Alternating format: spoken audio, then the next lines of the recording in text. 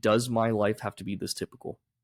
Do I have to be in that donkey mindset, then the dog mindset, then that owl mindset, or can I be a human the entire time? Or that exploration, love for life, joyous living, that does not stop, and I carry that with me throughout life. All the while understanding physically I will deteriorate. Mentally, there will be problems at certain times. Emotionally, there will be situations that test me. Despite all of that, can I stay true to my humanness and not give in to lower tendencies? Hadiji, welcome to the show. Thank you so much. Thanks for having me, Ashwin. Yeah, looking a little different. What happened? I know it's it's a monthly thing. So was that 1 month's worth of hair I saw? No. I was sick for a while. I had strep throat and everything, so I didn't do it for a while. Didn't want to rock the boat when I was sick. But the Yama, the revision place is Brahmacharis once a month. They shave their heads. Yeah. Is there a reason for that? Just take care of it. Just take time. I think practical reasons, mainly the practical reason being that it's easier maintenance, so there's not so much attention on the body. And the traditional time to do it is during the full moon. So the full moon, the morning of that full moon is when it's done. That's an auspicious time because it's not simply a practical exercise, but there's a spiritual significance to shaving of the head as well as a samskara. Okay. So if my understanding is correct, you are somebody who's given up the idea of a family or the companionship of women. Companionship and that grihastha ashrama where there's marriage is ruled out when you take this path. But relations with families like siblings and parents and those relatives, we don't cut that off. Okay. Many of our... I mean, in terms of having like your own children and things like that. Right. In terms of having children and a spouse, that's something that you don't do in this path. So my question is like, I want to know your arguments for why people should follow in that path and then why shouldn't people follow those footsteps? Mm-hmm. Give me both. First argument that's stronger would be the one that says don't follow the path. Reason being that if we look at human nature, it is to have a progeny. It is to accumulate some sort of wealth for oneself. It is to leave a legacy behind. Now, that is for the vast majority of people. But for the few that want to pursue a path where, I don't want to use the word fast track, but it's an expedited process into the spiritual life, they can leapfrog this grihastha ashrama and from brahmacharya go straight to sannyasa. Now, the arguments against that are it has a need for an increased vairagya, dispassion from the world. So if there is even a semblance of wanting that kind of a family life, wanting to maximize one's income, pursuing things in the outer world, then it's not really for that person. But if there's that inkling of, I'm ready to give up these other things for this higher purpose of moksha as my one sole goal, then there is nothing like this path that can give that result. So the arguments can go both ways. It purely depends on what is that person's mindset and what is their nature. Has anyone ever felt like going back, like someone in your stature, they ever felt like, oh, I regret doing this? There's no compunction or any kind of requirement that you have to stay on this path once you enter. So there is some attrition where from every batch of students who takes this path of brahmacharya, there are several that decide that this is not for them and they would want to pursue grihastha ashrama or at least not be on this path, and they're free to do so. It's better to know sooner than later, just so they can rebuild their lives and go back to their original paths. So just so I understand this clearly, you're basically cutting yourself off from the worldly pleasures or desires, or I would say realistic. Traversing those pleasures and desires in a way that's productive. Cutting off completely would not be beneficial for service in the community. Because in our path as brahmacharyas and swamins, it's not the type of renunciation where we're only focused on our own personal study and sadhana and we cut off the entire world. The main focus is to propagate this knowledge to the people from an outer level. And so in order to connect with the people, we need to know how the people think. So, from things that are as common as what kind of music, what kind of TV shows do they consume, all the way till what are those anxieties that they have, to fully understand that, we need to have a certain level of immersion in that world. For example, Puja Gurudev's beautiful example, we find it in Journey of a Master. When students were at Sandipani Sadhanalaya learning at the course, if he saw them reading a newspaper or a magazine, he'd be enraged, saying, "Are you here to study Vedanta or these things? Cut yourself off from that world." Conversely, when he'd go visit brahmacharis who are working in the field after taking Diksha, he would say, "Have you been reading the newspaper?" And if they said no, he would be disappointed, saying, "You want to go serve these people, you need to know how they think, you must be up to date on current events." So that was his viewpoint of when it's time to engage in that world, when it's time to withdraw from that world. So your field of study has to be relevant to your application. Definitely, at all times. Yeah. How would you best describe this career path? More than a career path, it's a complete lifestyle. Right. Where it's not a traditional 9 to 5, where there are no timings when you're on and when you're off. If anything, it's non-traditional in that maybe your mornings are for yourself and then the work starts after a while. And then when everyone else winds down, the core volunteers that you're working with will be available in the evening. So then your day starts again at that point, whether it's taking classes, then taking meetings, all of these things. So time-wise, it's non-traditional in that way. And also availability-wise, where we're conditioned to have weekdays for work and weekends for rest. You look at this path, weekends is when we have the bulk of our activities with the community, and weekdays it thins a bit, but that's where the preparation and everything takes place. So you've basically devoted your mindset, your mentality, your actions, everything to this. As much as we can. I was watching a few of your talks on YouTube, and I've seen that you've spoken about an accessible mind. What does that mean? An accessible mind is one that it's not necessarily I always control my emotions, but when I need to use this mind in a productive capacity, is it there with me or not? Knowledge is useless if it doesn't come to me at the right time. You imagine sitting down for an exam and you're going through the questions and it's free response, so you can't even guess. You answer all the questions but one, and it's just staring you in the face, that blank space. You sit there for half an hour, time's running out, you just randomly write something down, you turn it in. Now you walk out of there, you go on with your day. If the knowledge never comes to you of what that answer is, you're fine. Now imagine a situation, you turn in that exam. The moment you walk out of the room, the answer hits you right at that moment. How angry are you? You can't go back and do anything about it. Knowledge was there, wasn't accessible. So when this mind is optimal, it's where even if it's distracted by outer influences, triggered by certain memories and things that arise, putting that aside and dealing with the task at hand is an accessible mind. That mind that gets bogged down by pettiness, by insecurity, emotional triggers coming in, if it's affected by all of this, keeping me from acting correctly in the present most efficiently, that mind is inaccessible then. What are some actions that I can take to get to that certain level where I don't have to worry about not getting the answer at the right time?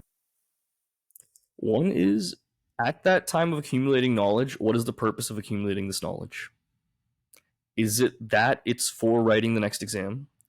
Is it that I have this knowledge on hand to prove someone wrong when the time comes? Or is this knowledge for the purpose of purely enjoying what it is and using it for my own development? When it becomes for that purpose of developing myself as a personality, then knowledge, it won't leave me ever. It'll stay with me. It's like even in the spiritual study, people that try to just memorize shlokas one after the other, it doesn't stick. But if it's for the purpose of how do I imbibe this and use this in my own daily life for my own development, even if I don't put that effort to just mechanically memorize the shlokas, the words and their essence, more importantly, that will stick with me, if that's my approach. Studying for a higher purpose. Definitely. That one higher purpose. Yeah. I remember when I was a freshman, I took Arabic. I was a minor in Arabic, and I didn't take it for grade. I took it because I was genuinely interested in the subject. Total immersion. There's nothing like it. Yeah. So I recently came upon this paradox of if you lean into comfort, the worse you feel. You lean into discomfort, the better you feel. What do you think about that? Leaning into comfort, the worse you feel. Leaning out of discomfort. Bhagavad Gita comes to mind right away. We look at 18th chapter. It goes through 3 different layers in assessing what sukham is, happiness, and according to the gunas. Tamasic sukha, rajasic sukha, and sattvic sukha. Now, the differentiation made between rajasic sukha and sattvic sukha is beautiful to see. It says rajasic sukha is that kind of happiness which is like nectar at first, but it turns into poison later. Sattvic sukha is that which is like poison at first, then turns into nectar. We live in the world today of like Uber Eats, where I press a button on my phone, within 30 minutes, the food of my choice will come right to my door. Like minimal effort. Only effort is, my card that I have to swipe and the money goes away. That's all it is. That is the Rajasic Sukha, where on demand, and it seems so convenient. I get hooked onto that and used to it, and before you know it, my health takes a turn for the worse because I can order desserts and all these things I want. What started out as the greatest thing ever ultimately leads to my downfall, physically. Now, something like Sattvic Sukha, where it's like poison at first, but then becomes nectar. Something like as simple as waking up early. I know coming from Chicago, especially in the winter months, you got to wake up at 5 or 6 in the morning. It's arduous to get out of bed. Your bed is nice and warm. Getting out of there and starting the day is the worst. You want to snooze until oblivion. So it's awful. Those first few weeks of having to get up like that and go to school or work is terrible. It's like poison. But then you see that this is a practice if it is disciplined and really integrated in my life. I save so much time to get work done. When that becomes a habit, I have more time for myself. That same happiness, which was first seen as poison, that's become like nectar in the long run. So it's about the long game. So when we say leaning into comfort, leaning out of comfort, comfort is very subjective in that my measuring stick for what comfort is changes. There's the story of the man who went to a king and he said, my house is too small for me. I just have one big hut I live in, not even a big hut, small hut. The space is too small. King says, okay, here, take these 2 cows and keep it with you for a week. So the cows have to stay inside and he has to take a smaller space in there. Bring me the cows in a week. He goes and takes the cows back. And then he goes back to his little hut. The hut is huge now.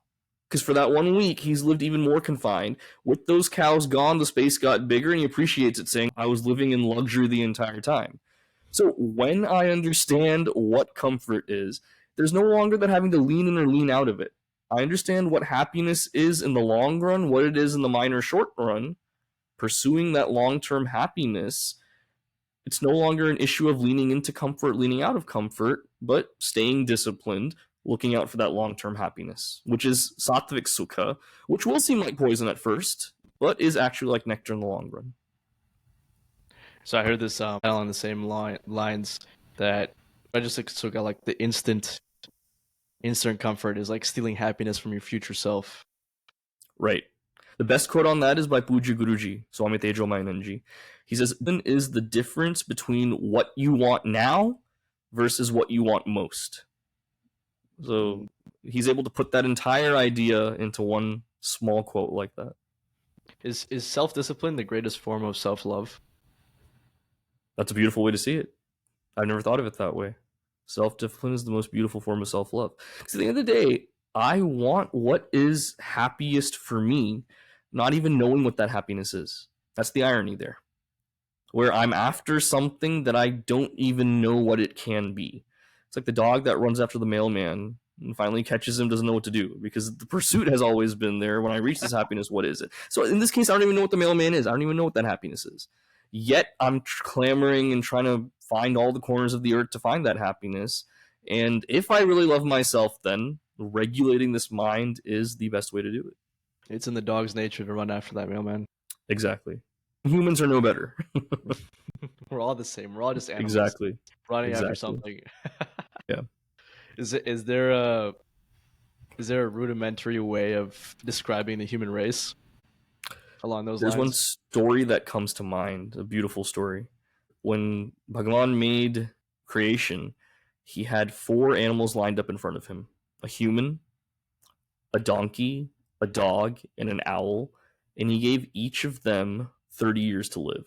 And the donkey said, look, 30 years is too long for me to live. I don't need that much of a lifespan. 10 years is enough. Who wants my 20 years? And the human said, I want the 20 years. So he took it. Dog said the same thing. I don't need 30 years. 10 is enough. And so the human took those 20. And the owl, the same thing. Human took those 20. So 30 plus 20 plus 20 plus 20, the human being now has a lifespan of 90 years. First 30 years of our lives, we live like humans, exploring the world around us, really broadening our horizons, understanding what our strengths are, what our likes and dislikes are, really exploring ourselves in that way. 30 to 50 is the life of a donkey, driving those kids around, working for that sadistic boss, whatever it may be, carrying that load on my back, hoping for some carrot in front of me, which is a promotion or money or whatever it is dangling in front of me. I keep going after it like a donkey. Then 50 to 70, just as a dog buries its bone, then digs it back up and buries it somewhere else, just trying to save everything, I try to aggrandize all my wealth, whether to pass on to future generations, to be there for me in my retirement, whatever it is. Like that dog, I'm just trying to amass everything that I can, keeping it with me. Then if I'm lucky enough to make it from 70 to 90, like an owl that just sits perched on a tree, not moving, just looking around, my sense organs start to fail me at that time. I become frail and weak. I just sit there watching the world go by. Now, this is not a pessimistic way of looking at it. There's supposed to be a question that comes to us at the end of this whole parable. The question being, does my life have to be this typical? Do I have to be in that donkey mindset, then the dog mindset, then that owl mindset, or can I be a human the entire time? Or that exploration, love for life, joyous living, that does not stop, and I carry that with me throughout life. All the while understanding physically I will deteriorate. Mentally, there will be problems at certain times. Emotionally, there will be situations that test me. Despite all of that, can I stay true to my humanness and not give in to lower tendencies, not become jaded and bitter, not become turned to be unethical, still live that essential human life? That's what I have to ask myself. Consciously extending those 30 years. At every moment. At every moment. How difficult is that? Supremely difficult, where there are so many different pressures that come to us. I talk to people starting families where their biggest gripe is, we wanted to be adults this entire time. Growing up as kids, all we want to do is be adults. Once adulting actually starts, you feel like, what the heck is this? Everything I earn just disappears, and then I have to earn more to keep myself and the people around me happy. No amount of breaks are enough. I just look forward to that next break or next vacation. That happens, and I'm back to square one. These are the same complaints I hear. And that lack of inspiration. What am I doing all this for? What is the point of life?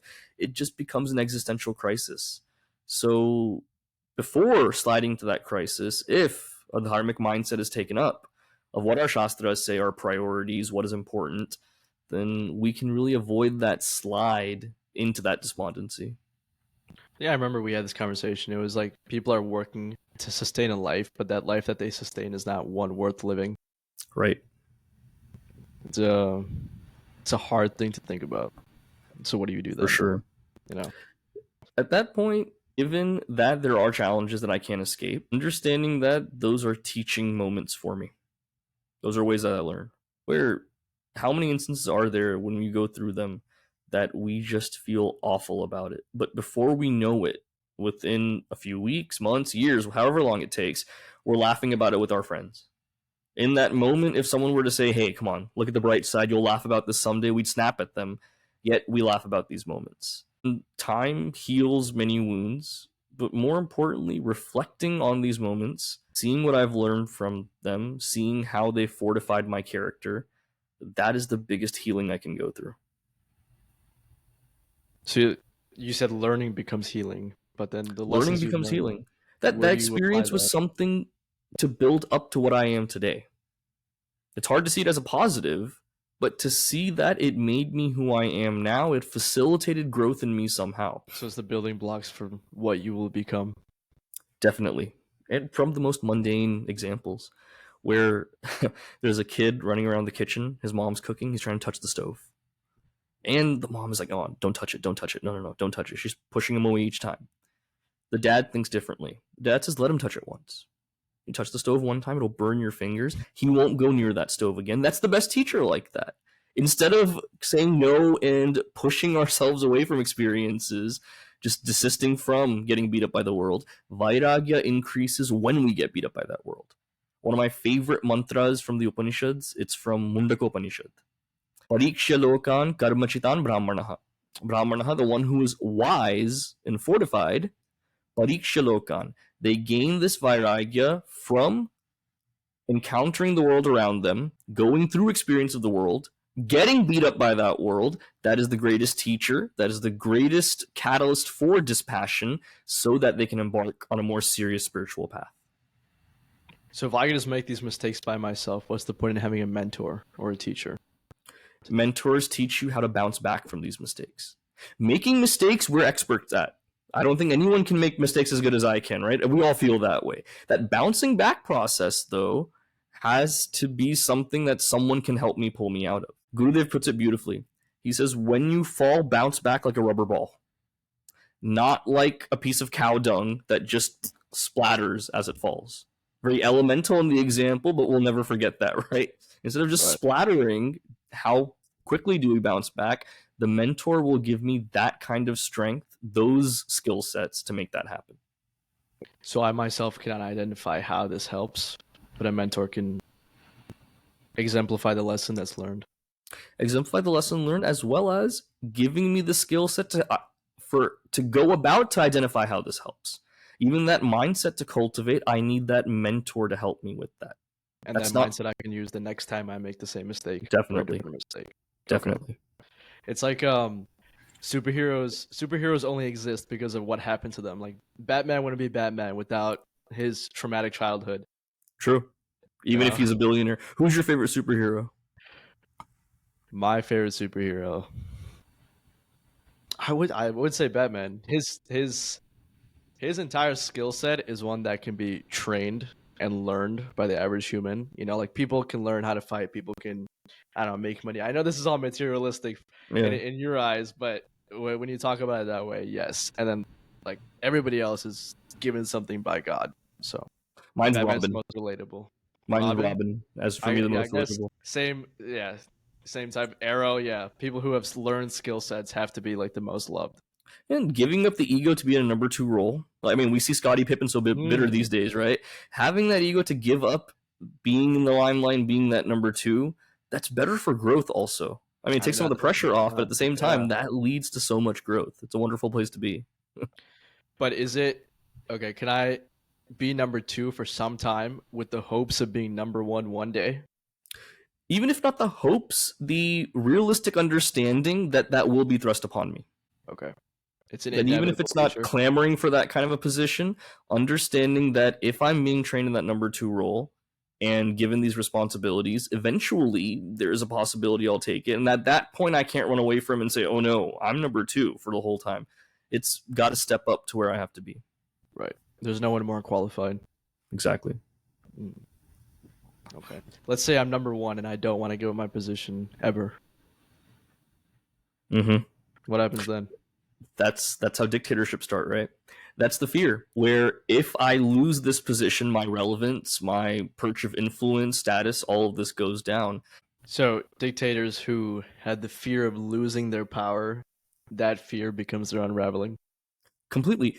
There's some countries in the world where the leaders, even though they're invited, these dictators and autocrats do not show up for summits and world conferences and things. The reason being that if they go to these conferences or summits and they leave for like 2 weeks or even a month, then there's a good chance that a military coup or uprising can take place and they have no post to go back to. That's happened for some countries where they've engaged in these coups when the leaders have been out of the country.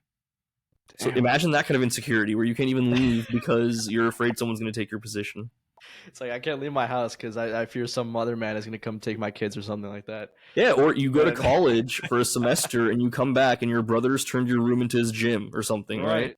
That happened. That happened to me. That happened to me. So I was out for a couple years, and I came home, and then there's like a giant Bowflex and no bed in my room, and I was like, okay, I guess things have changed. Man, you lost all power in your home country. This is military coup, man. That's how it happens. It's like dictators. They putting aside your people's happiness for your own. So we agree a dictatorship is bad, or one person ruling is bad. I think a ruler without the best intentions of the people is bad. Okay. Because when I was a kid growing up, one thing that used to bother me was any one of our stories in our Puranas Itihasa starts with there was one pious, humble king. It's always one ruler over everyone. And we learned in school that democracy is so star-spangled awesome. How can this be the case? That in the dharmic society, which is supposed to be perfect, there's one ruler over everyone. So looking at Shastra, one beautiful thing I found was because the ruler believed in the dharmic values so much, that served as a check on power. That if the ruler is well versed in Veda, he understands that if he mistreats his own people, he will have to pay for that sin in the next life of being born in a lower birth. To avoid that, through that kind of a crime, he would curtail his behavior and behave in a way that was for the good of society so that he wouldn't face that. So you see that not even separation of religion and state here, because religion is such a big part of the state, therefore that ruler has that maturity to not abuse the people. In the very Vedic injunctions and the law of karma siddhanta, serves as a check on power. I found that to be fascinating. So let's say in that case, his action is perfect for the people, correct? But what if his intention is not? Does that matter? Intention does matter. At least the outward action is positive for the people, but right. Even if his intention is to curry favor or to gain recognition, that will have an effect, but not as bad as having an intention for power and then abusing that power and mistreating people. Okay. And it wasn't completely autocratic, where they had what was pretty much a guild or a council of advisors, where they could number anywhere between 30 to 40 advisors that they have to convince before implementing any kind of law or tax or provision in that kingdom. Right. I know. So these people came from all walks of life within the kingdom. To the strata of skilled artisans and laborers, all the way to ministers and military people. So all of them being on the same page was imperative for this king to execute any kind of policy. The Minister of Finance, Minister of Commerce, definitely, Minister of Agriculture. Mm-hmm. Yeah. And these ministers, they know what's going at the ground level. On as granular a level as the families in this village, how are they coping? They have that knowledge. It's not people suits from a perch at the penthouse suite making decisions for the little people. It's not like that. They have their ear to the ground completely. That's the dharmic system. So it's a stream of communication from the bottom to the top. Definitely. Open, honest communication. Right. I've always preferred monarchy over democracy. Yeah. I might get canceled for saying this, but it is what it is. It's like I said, the ruler with the best intentions. Democracy, I think there's a lot of room for lies. There's a lot of room for corruption and things of that nature. True. And it's important for everyone to have a voice. Every person have a vote is true. But there's one criticism of democracy I read when I was a political science minor. And this is really interesting to me, where, for example, if it comes to an issue that we're voting on, some proposition or proposal, Ashwin Pillai can do his homework completely on it, where you know the ins and outs and you vote a certain way. I vote a certain way without any knowledge of this, just because someone said, hey, vote this way, and I trust them and I vote that way. My vote means the same as yours. It shouldn't, in essence, though. You did the homework. You're in that field. You know what's going on. I'm just a nobody that has the ability to educate myself on it, chose not to, yet I have the same amount of influence as you do. Is that fair in a society? The dharmic society would say, no, it's not fair. No, I don't think so. The man who, let's say the ruler, the king who has the knowledge of every single aspect of his kingdom, he knows what's the best choice. You know, there's someone at the lowest tier who has no idea what's going on, and it doesn't make sense. That's a democracy where everybody's voting. So it comes down to knowledge. How much do you know? Definitely. What do you prefer, monarchy or democracy? I think it has to be a benevolent monarch, one who is humble, one who is grounded completely in the welfare of the people and sees himself as a servant leader. not as anyone above anyone else. So there's this section in Mahabharata that's beautiful, Shanti Parva. It's where Bhishma Pitamaha is laying on the bed of arrows. Final benediction and final knowledge he gives to King Yudhishthira. And Yudhishthira is asking him question after question. And so he asks him one question saying, there are three elements in life that are related to each other. Can you explain to me how they're related? Those three elements are virtue, wealth, and pleasure. These three: virtue, wealth, and pleasure. Bhishma Pitamaha says wealth comes from virtue. When you are virtuous and you are living for the right reasons and you are inculcating noble values, because you live that way, wealth will come to you. Wealth results from virtue. Pleasure is the result of wealth. Go enjoy life, and I give you $5. What are you going to enjoy? Chocolate you can get a chocolate bar, or in my case, bag of Skittles plus a Coke or a Sprite, something like that. Inflation's Just the too happiness high you can get. You can't get that. Inflation Inflation's way too high. You can't get both of those $55.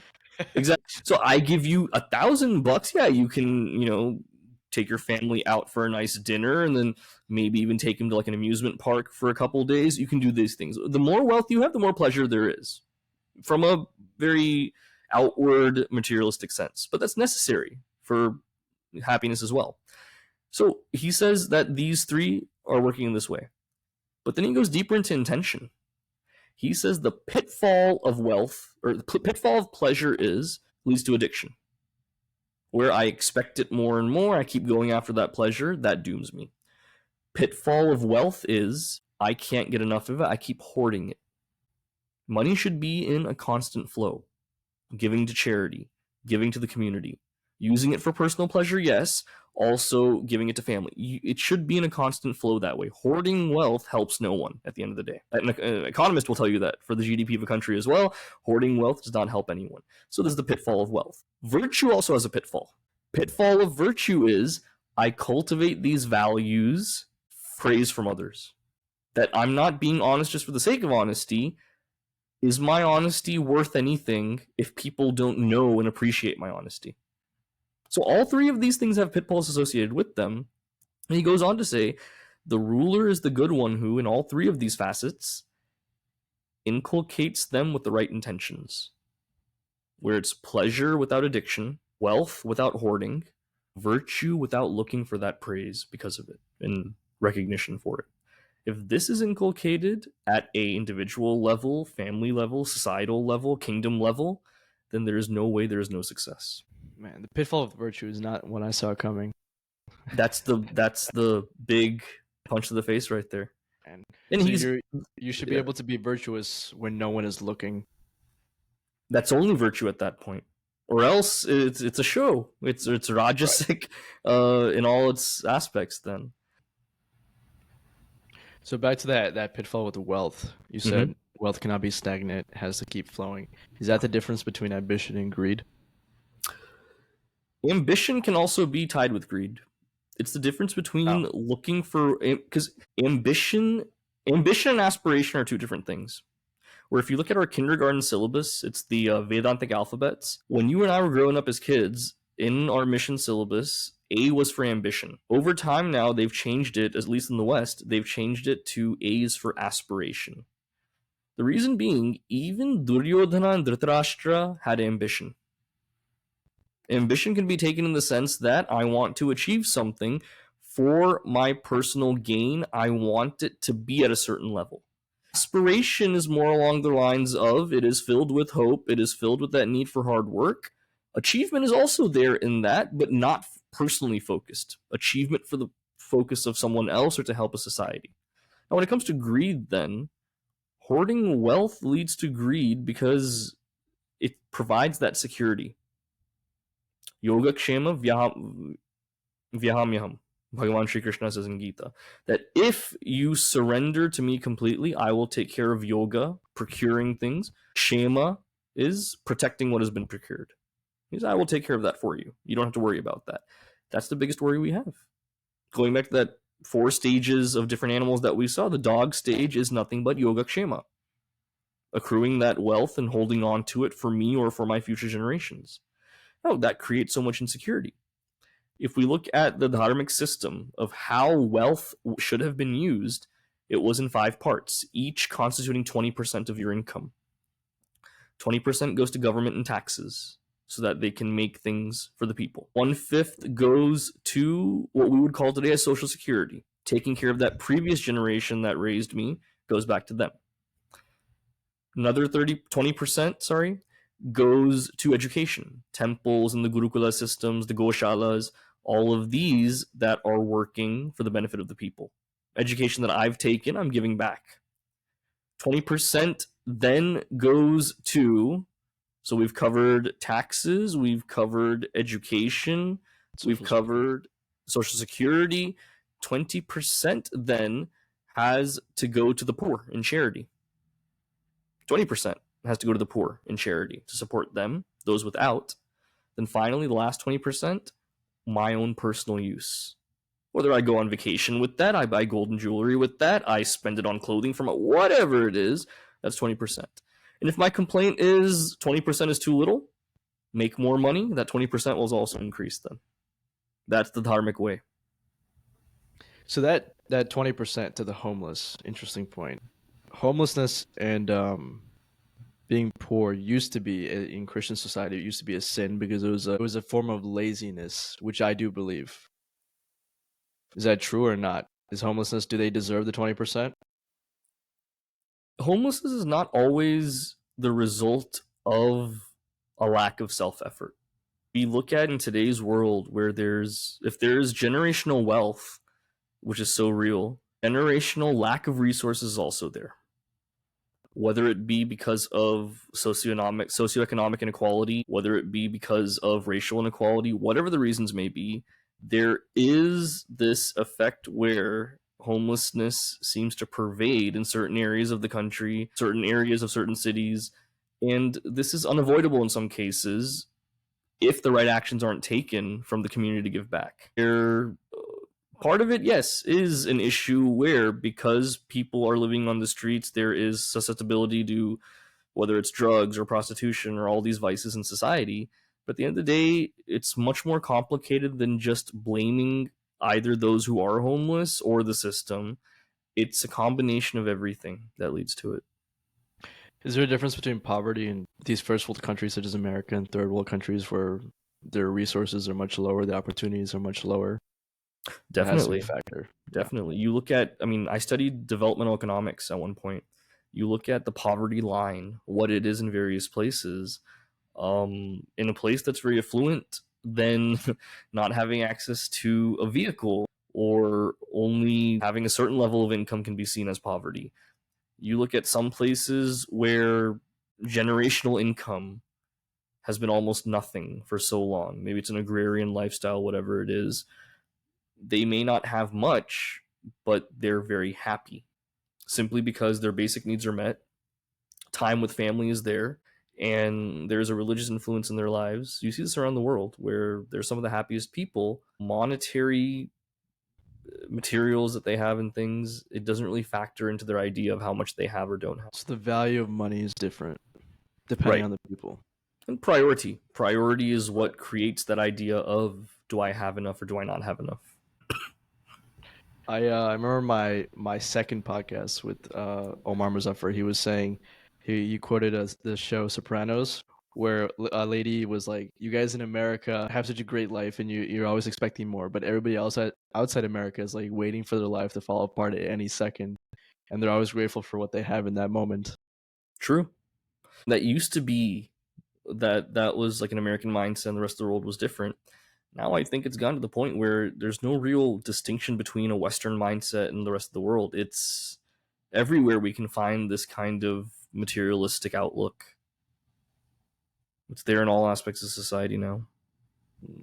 Is that a Western originating idea?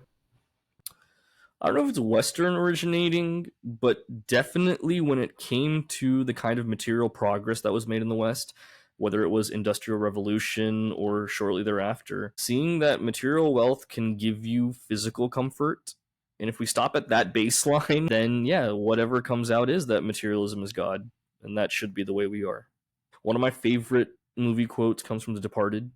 In like the very first few minutes, Nicholson's character says, I don't want to be a product of my environment. I want my environment to be a product of me. That's true power. Because even if I have all the wealth, I'm conditioned to think that this wealth will make me happy and that using it in a certain way is what makes me happy. I can have all the wealth more than anyone. I'm still a product of my environment at that point. When is my environment going to be a product of me? Where with my influence and power and wealth, whatever it is I have in my arsenal, how am I going to influence my surroundings to change it for the better from my standpoint? That is making my environment a product of me. That takes an immense amount of mental capacity. Definitely. So, yeah. Everybody blames their environment. Everybody blames their childhood. Yeah. That's a go-to. That's, you can go somewhere beyond your. And no, there are some elements in life where vasana is inculcated before, or certain traumas that can't be dismissed. But at the end of the day, looking forward and not seeing that as an impediment and actually moving beyond it, that's what takes the most courage. So you interact with a lot of the younger generations, like people my age or younger, around this age. And so I'm sure you've seen a lot of mental health issues arise and things like that, depression, anxiety, things of that nature. What do you have to say about that? What's the solution? It's unfortunate. Now, one thing recently I was thinking about was, we hear a lot of people say, oh, in our time growing up, none of this was there. Depression, all of these things are constructs that are made for this generation as an excuse. I bristle at that because we're finding that we can actually label what these challenges are now. And that stigma is gone where we can actually label it as depression and things. For instance, those soldiers that fight in war, when they come back, the challenges they face after the horrors of war, we now label that as post-traumatic stress disorder, PTSD. Right? For people coming back from Afghanistan, Iraq, the recent wars. Are you telling me that Vietnam War combatants or World War II veterans, that they don't have PTSD? There was no way to label that back then, and people would just say he's a soldier, so he drinks more. Oh, the drinking more is to get away from that horror that's in the mind from what they saw in war and what they experienced. That's what leads to that lifestyle of overindulging in alcohol. It's the way of coping, not a right way, but that's the way that they cope. So you can't say that they didn't have PTSD back then. So this argument that, oh, this generation is facing more depression than other generations and more stress, every generation has gone through it. At least now we can label it, destigmatize what it is, and seek the help that we need. And being in this role of primarily teaching Vedanta, one misconception we have commonly in our community is, we'll just, study Vedanta and that'll take care of all of this. What Vedanta provides me is a framework for living, a framework for inquiry, and a path that I can take as a journey for spiritual unfoldment. Mental health is based on the elemental makeup of my mind. Chemical imbalances, triggers from trauma. These are all things that Vedanta cannot find a solution for. If it means treatment and therapy, and if it means medication, that's the route that has to be taken to fortify this mind so that it can be fit for this Vedantic journey. I was talking to a friend of mine a few days ago, and she was telling me she was on antidepressant drugs, something like that. And so I kind of went deeper. I was like, why? Like, I kept asking, why this, why that? And then she kind of got to the root where she was uncomfortable with being alone, and the source of her depression was no one else accepting her. And I also understood that a lot of people don't feel very comfortable being in their own presence, and they always need to surround themselves with a friend group or somebody. And then I also realized that it's very hard for people to be alone these days. Like, I enjoy my own presence. Like, I can go out to dinner, I can go see a movie by myself, but then I understand that not everyone is able to do that. I didn't think that was a bigger deal. Is that something you think plays a part in depression, this need for other people? It does. The mind, if it is, think about it like a reservoir, like a lake that you swim in. If it's a beautiful, pristine, clear lake with like nice blue water and you can see the floor of wherever you're swimming, you feel comfortable in there. Now imagine that it's like a neglected pool. And there's like leaves and stuff stuck in there and like frogs jumping around. You don't want to jump in there. No. When my mind is filled with sorrow and imbalances in my brain make it just this muddled place, jumping into that mind and being alone with it is the scariest place to be. And now there's layers to this. Where the first layer you tackled of, I'm fine going to dinner with myself. I'm fine watching a movie by myself. That comfort can be there. Am I fine sitting alone with this mind, though? Where there's no other external interaction happening, where it's not a screen in front of me to distract me. It's not this device that I'm constantly on. It's not reading something, nothing like that. Just me and my mind just being there with it. Do I have that strength to face that mind? Where one of Puji Gurudev's most famous essays, it's called Solitude, where even if we go back to, say, a text like Sadhana Panchakam by Bhagavan Sri Adi Shankaracharya ji, in that text he clearly says one of the recommendations for a sadhaka, for a seeker on the path, is ekante sukhamasyatam. Find happiness in solitude. Ekanta. But Gurudev takes that idea and he says at the very end of the Solitude essay, there's nothing special that happens in solitude. It's not like this Vipassana idea where Aaron Rodgers sits in the dark for 3 days and comes up with some brilliant idea of how the Jets are going to... It doesn't work that way. He says solitude is a test of your religion. Your religion is, what is it that keeps you grounded? What is it that fortifies your mind? Solitude is a test of that. That in solitude, if I'm absolutely restless and cannot focus and I just feel totally uncomfortable, whatever my religious practices are to tame this mind are not working. Solitude is a test for that. That's the sadhana of understanding my mental makeup, and being alone with myself helps me do that. Can I face this mind?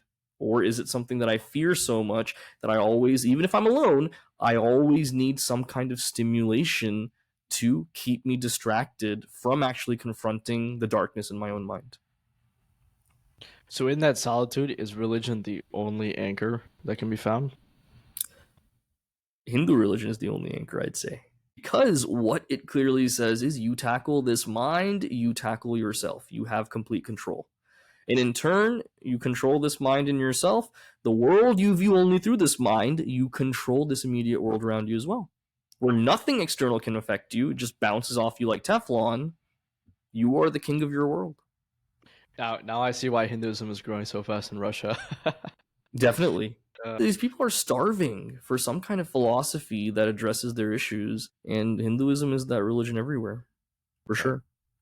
I know in general, back to the Omar Muzaffar for my second episode, he was like, this generation is looking for something, some higher understanding, something to latch onto, I think the over exemplification, like the stimulus, the constant stimulus that this generation has that the previous ones didn't, it's become highly overwhelming, and it's hard to deal with. Because every generation has been looking for that, and they look different places to find that kind of peace. In the 1800s, late 1800s, Swami Vivekananda comes to America. At that time, you had waves of various religious movements in America. You had the whole, I think it's the temperance movement, where they subscribed to abstaining from alcohol. That was a huge thing that went through. The harbinger for prohibition eventually, which was a failed policy that was there for a short time in the country. So they went through these various waves of tackling materialism and everything. Late 1800s, Swami Vivekananda comes, gives this logic of Vedanta in a very basic way. Early on, people lost their minds. They were like, what is this? This is amazing. This is what we've been looking for this whole time. Puja Gurudev comes to America in the 60s, and that's the midst of the counterculture. And there's a question and answer session that happens, I think, in San Francisco, where they say, okay, what about psychedelic drugs? Doesn't that tame the mind? And that's a way to spirituality. Gurudev says, look, that alters the mind, doesn't tame the mind, it alters the mind. These meditative processes that I'm talking to you about, you can get to where you want to be without drugs. Don't have to go into LSD and all of that. So the point being that generations in their quest for this kind of peace will go anywhere to try to find it. It's the role of these spiritual giants of our time. Gurudev in our recent past, Swami Vivekananda in our more remote past. I'm talking about for this country in America, that they provide that path forward. Very thankful that they did. Okay. So just like PTSD and depression, the concept was always there. Now we have a label. Humans are humans, man. 10 fingers, 10 toes. We've had that for since the beginning of time. Our mental makeup also does not change all that much, you know? People are always the same. People don't change. Yeah. But and we want to think in the modern world we're so open and we're so for a different time and everything. Human nature is human nature. Can't be changed over generations. Different outlooks and mindsets can be changed. Generational trauma can be resolved or accelerated. Those can be done. But at the very end, why I seek happiness, what I seek happiness in, what are the pitfalls in that quest for happiness, that's been the same from the beginning of time. That's why we say our dharma is sanatana dharma, eternal. It's not addressing people from one time period or from one walk of life. This answers this age-old human conundrum of seeking happiness that's true for all humans from all times. Why is nature of humans to seek happiness? Simply because we are action-oriented. Any action you do is for some kind of happiness, no matter what it is. Now there's a bifurcation of that we find in our scriptures. One is called dukkha nivritti, the other is called sukha prapti. Dukkha nivritti is that cessation of sorrow, getting out of discomfort, coming away from some kind of challenge. Sukha prapti is that active seeking of happiness. And we say, okay, it's the same thing. Going from sorrow to happiness or seeking that happiness, you're at that same baseline. There's a difference, though. Classic example, Swami Sarveshananji gives this example. My guru, it's a beautiful example. He says it's like you enter a class, but right before you enter the class, you're thirsty, you down a whole bottle of water. Now, you have to use the bathroom during the class, and you can't get up. So you somehow wait through that hour and a half, rush to the bathroom, and you come out. What does your face look like when you come out of that bathroom? Relief. That is the greatest feeling. At that moment, there is no greater feeling in the world than relieving yourself there. Now, that's not sukha prapti, actively seeking happiness. Dukkha nivritti. You averted sorrow. You averted disaster and embarrassment. No matter how close it was, you averted that and avoided it. Therefore, that is that cessation of sorrow. We can't call that happiness that's sought, simply cessation of sorrow. There's that difference right there. I read this book, The Art of Persuasion. Actually, it's right here next to me. Yeah. Are you familiar with it? I've heard. Who wrote it? Bob Berg. Bob, that's right. Yeah. Yep. Yeah. So it was like humans chase two things: the chase of pleasure and the avoidance of pain. Straight from our Shastra. Do you read a lot of self-help stuff? Do you find it useful? I used to. Yeah. And then I think especially in my high school days, a lot of reading books like these. And then the older I get, the more books I read, I kind of realize everybody's just saying the same things in a different methodology, you know? I'm reading the same words over and over again. Because it's just gotten more sensational over time for the sake of selling. I think the one I really gained from as a high school student was Dale Carnegie's How to Win Friends and Influence People. Yeah. My grandfather gave me that book. So you have that one too. Yeah. That was a good one. That really, shaped how I encounter social, situations. But then now I see titles now. It's like The Subtle Art of Not Giving a Blank, right? That's one of the books that's out there. It was just sensationalism. Like, I don't find the essence in there anywhere. So what has to be said has been said. Now it's just trying to emphasize certain aspects for sensational reasons. It's like philosophy, right? Like they're the originals, Aristotle and Plato, and then people like Nietzsche just write critiques on those. It just keeps bouncing back. But where did Aristotle and Plato get their stuff? Should I say Vedanta? Is that the right answer? Greeks got it from the Hindus. I know it sounds like I'm on a broken record saying that, or I sound like your grandfather or whatever. But you look at, for example, this is really interesting to me. You've heard of Plato's allegory of the cave? Yeah. It's the people on the shadows. That's how they're seeing from the light. They're seeing everything. They're stuck. It's a great analogy for the human condition. Now you go to Chandogya Upanishad. In the 6th chapter, there is one section talking about how there's a man from Gandhara, present-day Kandahar, Afghanistan. Okay, man from the kingdom of Gandhara who's going on a road, And these robbers, they tie him up to a tree and rob him of all his stuff. They blindfold him and tie him to a tree. And this man blinded, thirst, hunger, screaming out. He hears like tigers snarling in the distance in the jungle. And finally, like days later, as he's resigned himself that I'm going to either be eaten and then die or die and then eaten, whatever it is, this compassionate old man comes, removes his blindfold, unties him, and shows him the way back to his kingdom. Okay, that's the story. The significance behind this allegory is super deep, where him crying out like this is us crying out in the world, facing different challenges like hunger, thirst, insecurity, pain, lack of wealth, poverty, all of this, we're crying out to the world. Now, the tiger, what could be lurking around trying to eat him, those are the sense objects all around us that our sense organs are slaves to. We get eaten up by our reliance on these sense objects. The blindfold that he has on is this Maya delusion that we have, thinking that I am the body, I am the mind, I am the intellect. This delusion that I'm mired in is what is blinding me from seeing the truth. That compassionate old man that saves him and shows him the path, that is the guru in my life who shows me what this path is. And if you notice, he's going back to the kingdom of Gandhara. It's not to some separate place of paradise, going back to where he returned that source that I go back to from where I came is that Brahman. That's the allegory. So I found so many similarities between Plato's allegory of the cave and this man from Gandhara, this section from Chandogya, but I found this to be much deeper, showing a much deeper philosophy than what was in the allegory of the cave in the Republic. So this is not defaming the Greeks and saying what they're saying is wrong or not great for mankind, but you look at the source of where these thoughts come from, complete thoughts, these philosophical questions, we find them in our Vedas.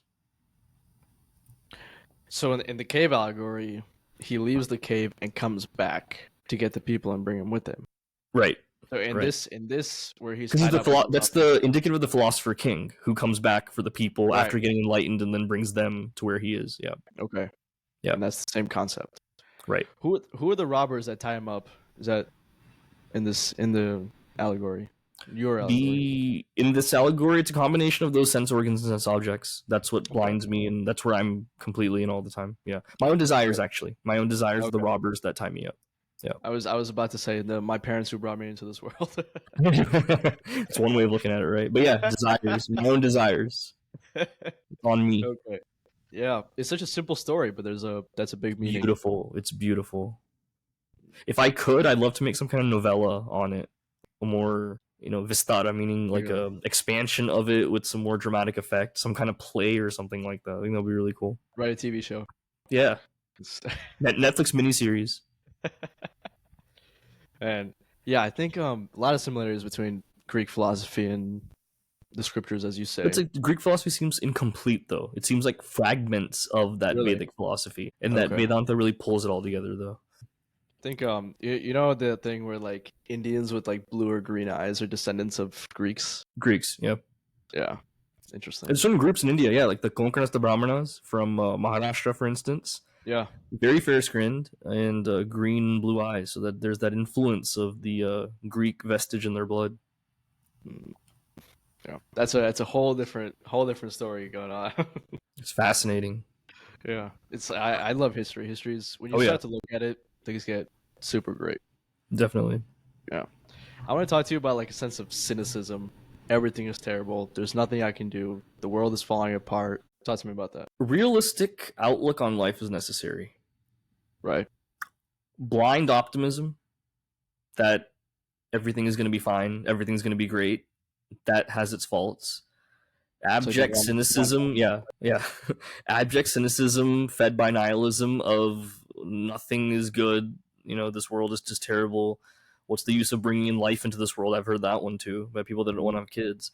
That also has its faults. A realistic approach, especially in the Hindu mindset, is yes, the world is filled with pleasure and pain, fun and boredom, with good opportunities plus challenges. It's a mixed bag. This world has all of it. Everything is relative. There is going to be both elements in my life.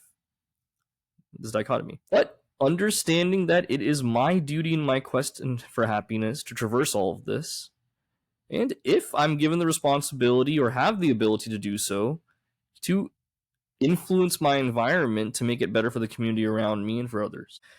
It's easy to stand on the side, not get involved in organizational matters, and just throw rocks and say, see, people are so petty and jealous. People are angry and fighting with each other. It's supposed to be a volunteer organization, spiritual, look how people act. It's easy to do that. To get into that system, however, work at it from within, rise to a power of influence where I can exact some kind of change, not get jaded or bitter or turned ethically in that process, that is much harder to do. So if I don't like the world around me, the cynic is the one that stands on the side and doesn't do anything about it. Do I throw myself into that world without getting jaded or bitter? Do I try to make some kind of a change? That takes guts. That takes a lot of courage to do.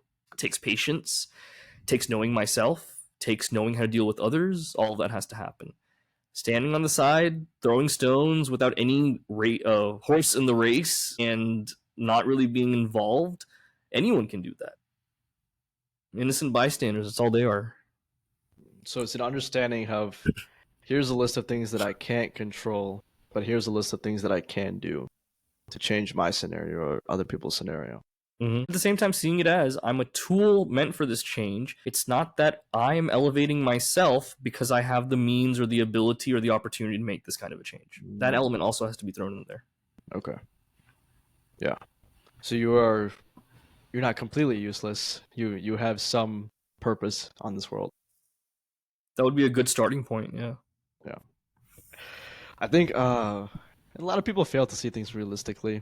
In the recent days, I've seen a lot of unrealistic optimism, but a healthy balance. Educating ourselves is the only way.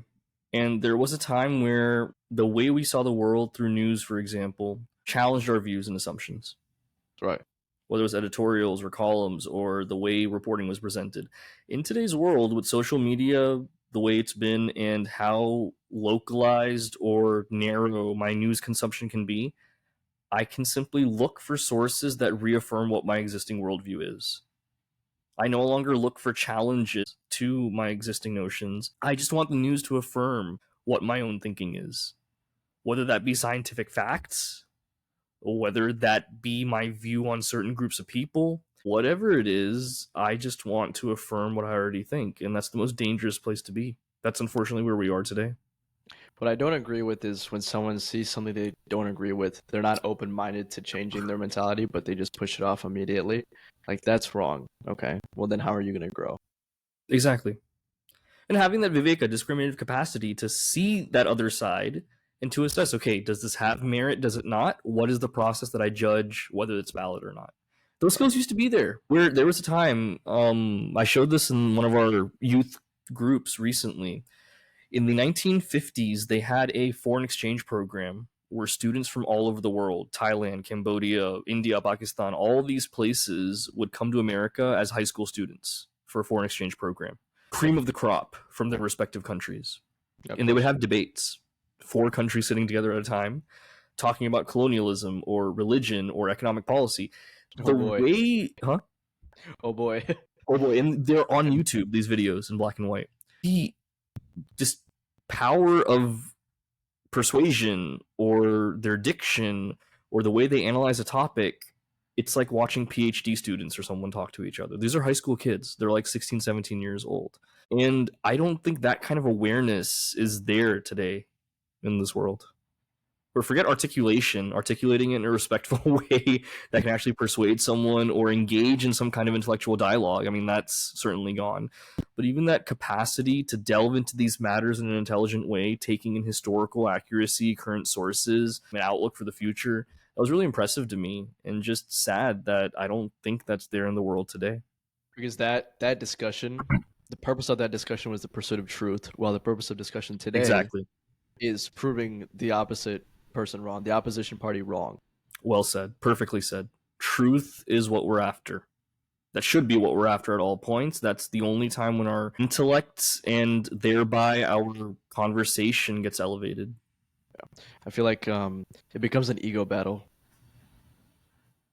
You want to own the other side. That's all it is. Yeah, you And want the to think fact that we go in thinking there's a side and the other side, instead of, okay, we're both after the truth, it's clearly marking what our sides are and then going into it. Yeah. Okay.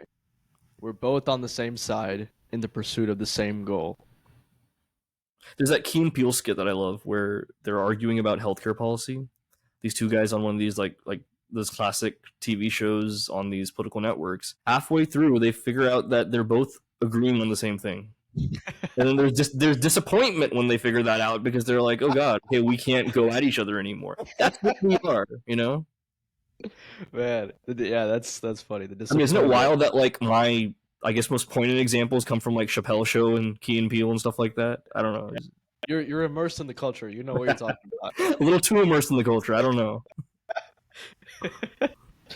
Yeah, it's the sad reality when people don't put down their ego. I think the first step is, from what I've seen, to open your mind and to genuinely listen to the other person. That's the first step. Yeah. But after doing that, if you still think they're wrong, I don't see a problem with that. The fact that you still had an open mind, I think that's the whole point. For sure. If you still think they're wrong after having an open mind, that's completely okay. That's your prerogative. Right. The important part is using your own critical thinking in the argument to genuinely try and understand what the other person is saying. That's where the effort comes in. Of course. Where's the world going if people are so focused on proving each other wrong? World isn't going anywhere. Never has been going anywhere. People going somewhere? We look at the past, say, 2,000 years of history. That's like what we're familiar with, right? The past 2,000 years of history, pretty much. Right. It's a blip in the radar. You have the vast timeline, especially in the Hindu context, of yugas and kalpas and cycles of time. This is nothing. This is a small blip. You said you were like when two people used to debate. Right.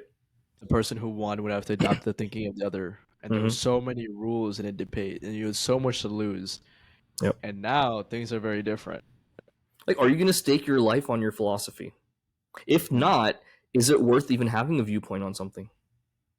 That if it comes to the direction of life and what the world is about, if you have an opinion about it, you better damn well be sure that you're so committed to it, you're ready to give up your life literally, or life as you know it, for that cause and that philosophy. If not, it's just speaking words without truly being committed to it. Spewing crap all over. Gurudev's phrase for this, if you look at it in his one of his lectures on 18th chapter of Gita, he says values are what leaders should have, but today's the prostituting politicians of today have no values, is what he says. He said this in 1983 in India. So what do you get when you have a leader without values? You get a selfish society that can no longer trust who they have in charge. Not meaning individuals here, meaning that, okay, in where I come from, I cannot trust the leadership for generations at a time. They don't have any kind of trust in any authority there or any kind of system. When that trust is gone, that's a whole layer of security and togetherness and unity that the people should have. It completely falls away. It becomes me fighting for myself and my family. At best, my people, the people that look like me or speak my language, etc. But beyond that, I don't see anyone else in this little tent that I'm in. Interesting. And you see that happening everywhere. Yeah. Depends on perspective. I think a lot of people are close-minded enough where they don't, not only do they not see what's going on, they don't understand it. Or don't want to understand it. Yeah, that's the facts are right there in front of us. No one wants to leave the cave and go see the real thing. No one wants to leave the cave. Exactly. So what's next for you? I try not to think about what's next for me. At best, whatever opportunities come in this arena of service, that's what I'll be doing. We have a crop of some very inspired youngsters who really want to learn this knowledge and serve in different capacities. And after that, it's whatever comes. Whatever comes for my personal growth, coupled with service through this awesome vehicle of the mission. Excited. And not knowing what's next is the best part, man. Where surprises come up and you get to do those and opportunities, that's the best part of the whole thing. All right. You said you have a few questions for me? Yeah. Through this whole experience, what was the biggest, I guess, surprise to you? Like, how is it different than you thought it would be, this whole podcasting experience? I'll give you two answers. I was surprised by how many people followed. I realize I only have 33 subscribers at this point, but that's a lot more than I expected. But I was also surprised at the amount of information that I was able to receive from each one of my guests. So the whole purpose of me starting this thing was you have to realize that each human being is a plethora of information, plethora of life experience, advice, everything. Like if you're walking down the street, you don't know who's next to you. It could be someone famous, could be someone you know, could be a family member, a distant relative. You just don't know. So it's only after talking to somebody for a certain amount of time, and not just small talk, but a deep understanding conversation, that you can really understand who they are. Like think about that. Each person is their own different world. 8 billion worlds on this one earth. It's a huge amount of knowledge just sitting there. Right. And it's crazy to think that each one of us have their own lives. Like if I'm the main character, everybody else is just a side character in our story, you know. But no, it's each one of us have our own lives. We all have our own problems and our own things going on, but we also have a lot to offer. So I like to think of this podcast as the pursuit of truth, where everybody's on the same side, like we discussed, just looking for the same goal, enlightening ourselves. Beautiful.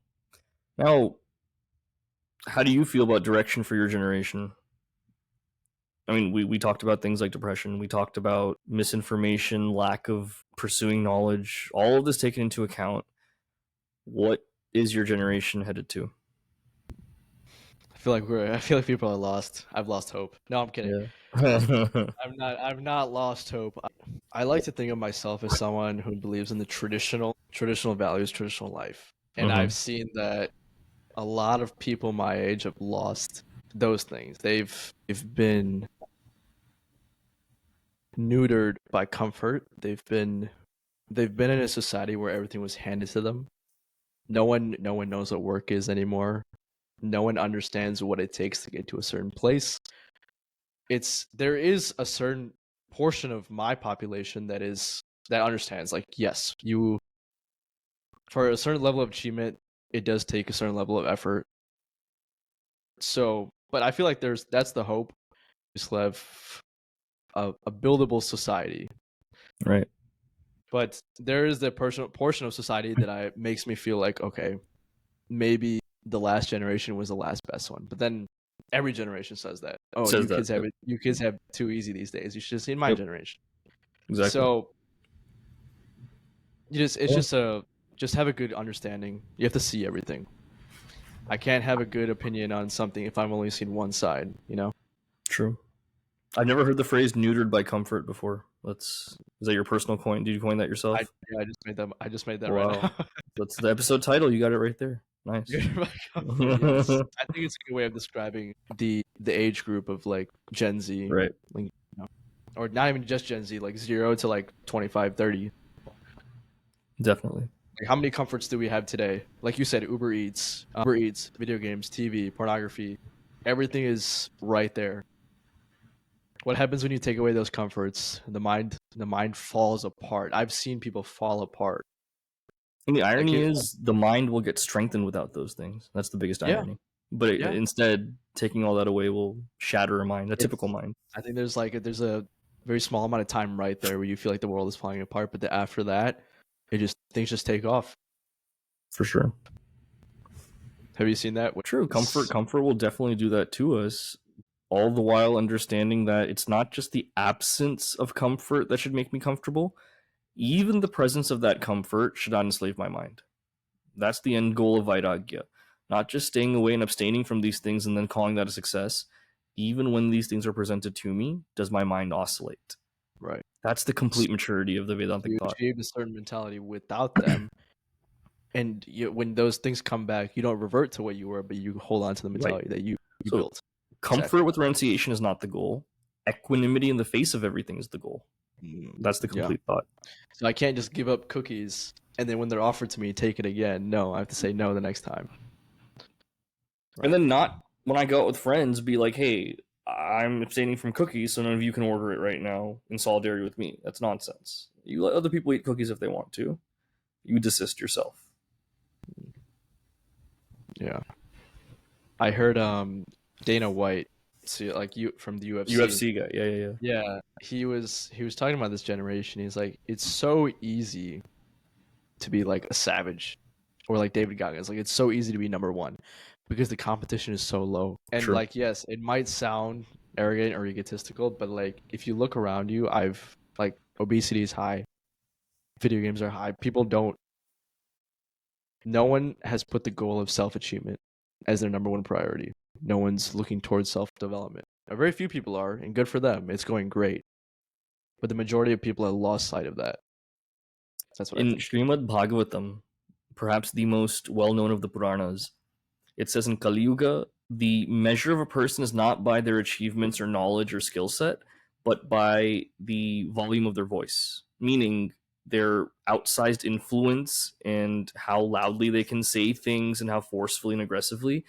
That is what will be valued as intelligence and virtue, not actually having certain qualities. That's a mark of Kali Yuga and the beginning of our downfall as humans. And I was born in the wrong time. Or the right time to right these wrongs. Look at it that way. Yeah. That can I be a leader in the midst of all of this? Change of perspective. Definitely. Yeah. All right, Hadiji, well, thank you for your time. Thank I don't know you, if you have Ashwin. any more questions for me, but This is awesome.